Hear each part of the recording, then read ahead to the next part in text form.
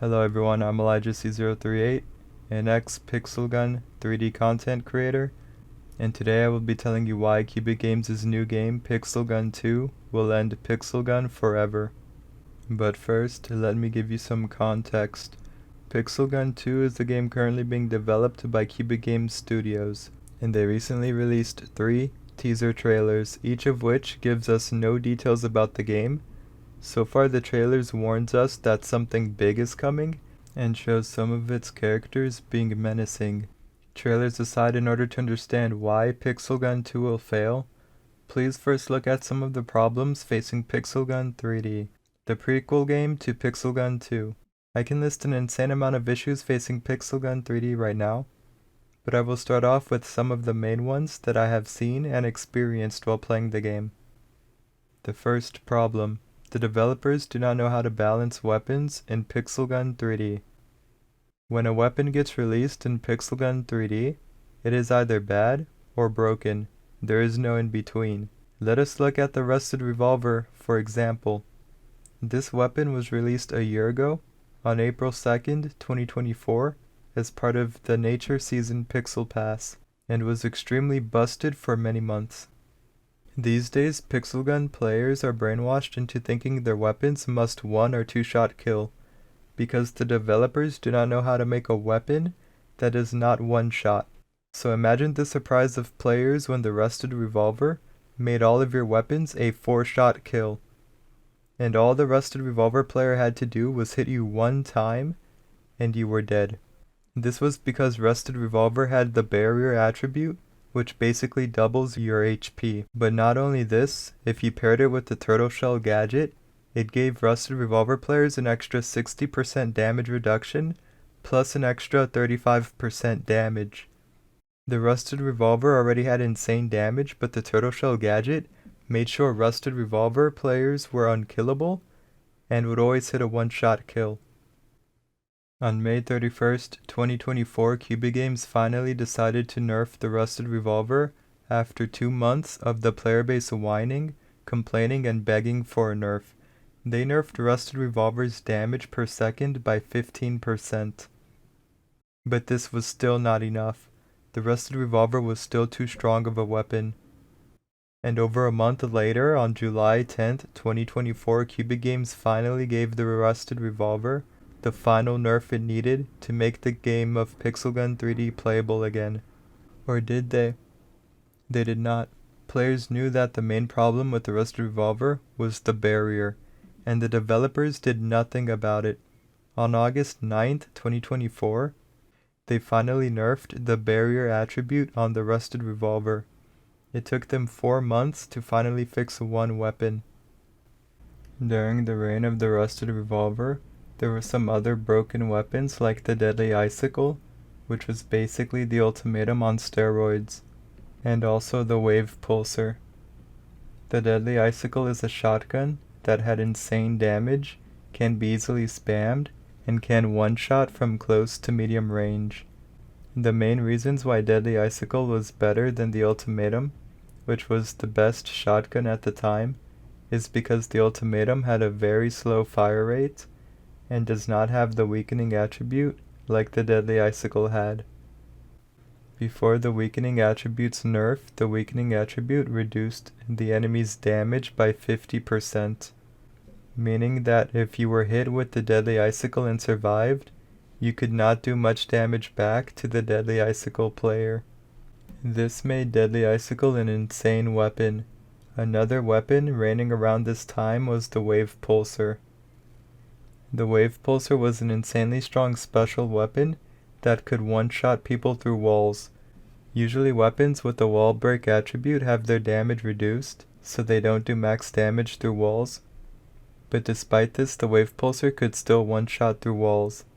The ability to spam this weapon made small and narrow maps like Silent School unplayable, and was even annoying to face in more open and spacious maps due to it being able to one-shot without going through walls as well. Now let's fast forward to modern day. As I'm recording this video, the Chrono Lottery set is about to come out, and there's basically a sniper that can not only one-shot, but can deal 400 damage on reload.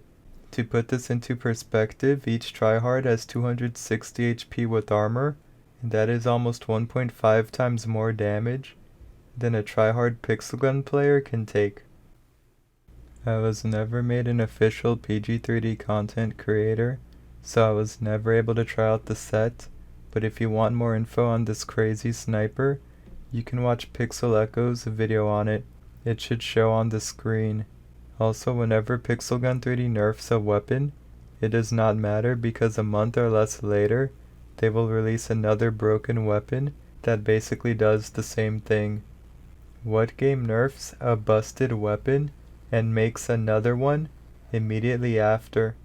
There are many more guns I can talk about from the rusted revolver to current day, but it would make this video 5 hours long.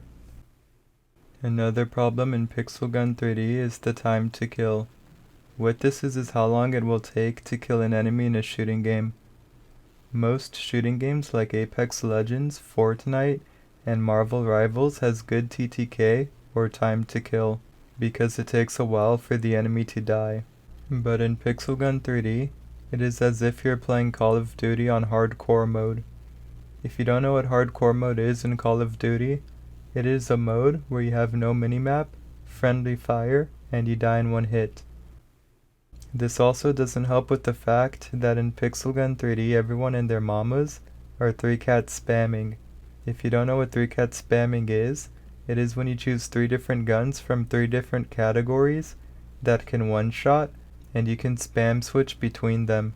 So if one of your shots miss, you can instantly switch to another gun to one-shot someone. Think of it like double pumping in Fortnite, but instead with 3 shotguns that can one-shot from any range. The crappy balancing of weapons and the fact that you die in one hit most of the time makes this game almost unplayable. And the only reason the game is somewhat playable is because when you die and respawn, you have an invincibility shield that protects you from any damage for 10 seconds. Now that we have talked about how Cubic Games and the developers can't balance their guns or make a playable game, let's talk about how there are actually too many guns in Pixel Gun 3D. Now Pixel Gun 3D currently has a whopping 1,414 weapons at the time of recording this video. Can you list how many shooting games other than Pixel Gun that has 1,414 weapons? I bet you can't. Players have been begging Cubic Games for a very long time for them to stop releasing too many new guns and instead to focus on fixing the game. But Cubic Games refuses. Every Pixel Pass season, there is usually 2 to 3 new weapons guaranteed. In every lottery set, there is usually another 3 to 4 new weapons. And in every event that they have, there is around another 2 or more new weapons added. When I first quit Pixel Gun 3D a year ago, there was 1,334 weapons in Pixel Gun 3D. Now there is 1,414. That is 80 new weapons in about a year. Meaning every month, Pixel Gun 3D releases 6 to 7 new weapons instead of fixing their game. Another issue is that Cubic Games are money-hungry goblins. Because Pixel Gun 3D started dying and is currently still dying, Pixel Gun 3D started pushing more ads and in-app purchases. A massive problem with PG3D on mobile is that when you are browsing the lobby, inventory, lottery, or the shop, you will be hit with a random pop-up ad that is conveniently placed near your finger so that you will accidentally press on the buy button so you can waste your in-game currency. I have personally accidentally fallen for this scheme as well. There is also no confirmation button asking if you wanted to buy that item that they randomly placed near your finger before you accidentally bought it. PG3D on mobile is basically a walking landmine, and players have been asking Pixel Gun to fix this issue for over a year. The reason why they have random pop-ups in the first place is so you can waste your hard-earned in-game currency so you can buy more with actual in real life money in their shop. Another reason there are money-hungry goblins is that Pixelgun over the past year has started putting certain weapons during their events under a paywall. Previously, as a free-to-play player, you can spend many hours being tortured by the game in order to get the new weapons for free. Now Pixelgun has started putting certain guns during their events under a paywall, so you have to pay actual money in order to get some of the event guns, which nerfs free-to-play players. Now let me ask you a question. Is a game like this worth playing? If you answered no, you are not alone. In fact, as I've mentioned before, Pixelgun 3D is dying at a rapid rate. According to the Steam charts, when Pixelgun 3D released on PC, there was 7,000 average players and 17,000 peak players. But if you look to May to September 2024, the game has lost an insane amount of players. During the holidays from October to November 2024, Pixelgun gained a few of their players back, but it seems not even Christmas could save the game, because the game after December 2024, it started dying at a rapid pace. Almost 300 less players on January, and around 100 less players or more every month after. Now, Pixelgun 3D just had their 12-year anniversary, which started in April and ended in late May. Pixelgun 3D gained some of their players back at the start of the anniversary, but during mid-anniversary in May, they started losing their players again. Now let me ask you another question. What type of game dies during their anniversary, during their biggest event of the year?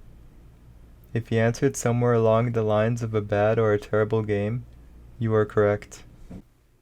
And this leads me to my final point, before I move on to their last resort, their final hope, which is Cubic Games' new game, Pixelgun 2. Most of the big PG3D YouTubers like Mint Gaming and Draught have quit the game, because all of the big PG3D YouTubers have left except for Pixel Echo. The Pixelgun 3D community is almost dead. I personally think Pixel Echo is single-handedly keeping the game alive. Even Pixel Echo himself has over the past year made many videos talking about quitting or taking a break from the game. His recent video talking about stepping back from the game, a few days later he ended up getting a brand new Pixel Echo set in Pixelgun 3D. Does Cubic Games know that if Pixel Echo quits, the game is completely dead? Are they trying their best to keep him playing the game? I don't know. But one thing is for certain. The community of Pixelgun is dying. There is no trust in the developers, and the community can see that Cubic Games has no love for the game. There's infinitely more things wrong with this game. If you want to see every single thing wrong with this game, join the PG3D Discord and go to the PG3D Idea Submission channel, and you will see for yourself that these developers don't listen to the player base at all. A year ago, before I went to bed, I used to scroll through the channel and it would take me like 30 minutes to go all the way down to the most recent PG3D Idea submission every night. And it was very self-evident. PG3D had no hope. Now let's talk about Pixelgun 2.